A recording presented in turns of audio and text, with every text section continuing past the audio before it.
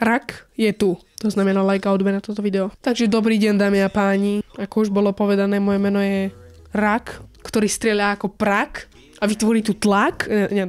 Vítam vás z nového videa. V dnešnom videu už by ste mali vedieť, o čo v tomto videu ide. Dneska tu máme Solar Smash, osmička, Neptún. Ideme na to. Takže Neptún. Je to najvzdialenejšia planéta plus minus 4,5 miliardy kilometrov od Slnka. Cipána. Tak keď v minulom videu to bolo takto, hexagónový tvar, ktorý má priemer asi 32 000 kilometrov. To je ako z Spišskej do Košic. Tak to teraz bude od Moskvy do Šanghaja.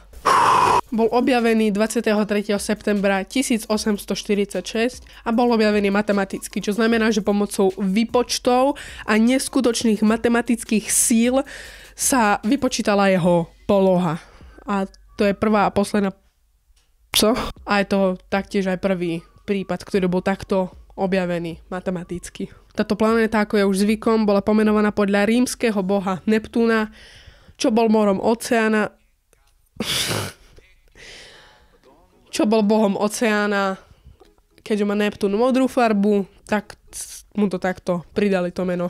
Takto to vzniklo. Inak ja som dneska tiež riadne modrý. Je to štvrtá najväčšia planéta s takýmto priemerom a je tretia najťažšia po Jupiteri a Saturne. Modrá farba tejto planéty. Je to preto takto, pretože v jeho atmosfére je veľa metánu, ktorý absorbuje červené svetlo a odráža modré. Tým pádom ja som tiež z metánu. Na tejto planéte fúkajú najsilnejšie vetry z celej našej slnečnej sústavy. Dosahujú rýchlosť 2400 km, čo znamená, že by to odfúklo aj tvoju mamu. Kamo, čo sa stalo z tohto chlapca, ktorý proste vám iba rozprával o planetách, sa z neho vyguľa takýto toxický hnus. Na Neptúne bola pozorovaná veľká búrka s názvom Veľká tmavá škvrna, čo je v podstate mladší brat Veľkej červenej škvrny na Jupiteri. Čiže keď si tam zožral paradajkovú polievku a si sa ogeckal, tu na to musel byť, neviem, šmolko. Alebo si zakúsil moju šatku alebo šiltovku a začalo to krvať. Bože môj. Táto búrka však zmizla a objavila sa nová.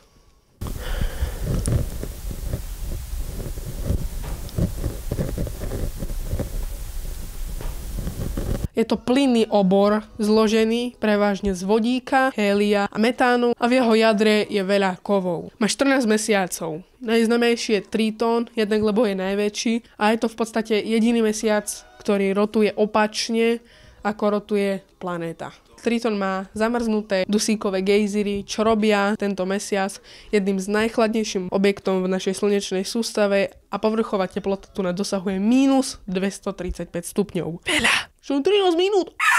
Má prstence, ale sú tenké a slabé. Ich zloženie naznačuje to, že sú mladé a neustále sa obnovujú. Neptún má veľmi naklonenú... Čo má? Neptún má naklonenú rotačnú os, čo spôsobuje, že sa výrazne menia ročné obdobia, ktoré aj tak trvajú 40 rokov. Jeden obeh okolo Slnka mu trvá 165 našich pozemských rokov.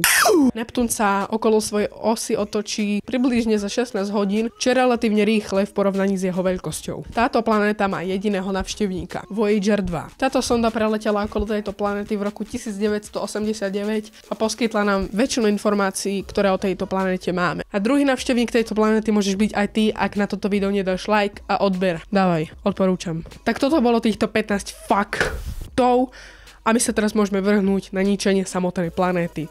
Takže planéta pred ničením vyzerala nejako takto a po ničení takto. Názor, to čo vždy dole do komentáru napíšte, aké sú zmeny, ako to vyzerá podľa vás, dobre, zle, neskutočne, interaktivisticky a takto. Toto by bolo zatiaľ odo mňa všetko. Ďakujem, že ste si toto video pozreli. Už ste počuli, ako to má byť a my sa vidíme u ďalšieho videa. Peace.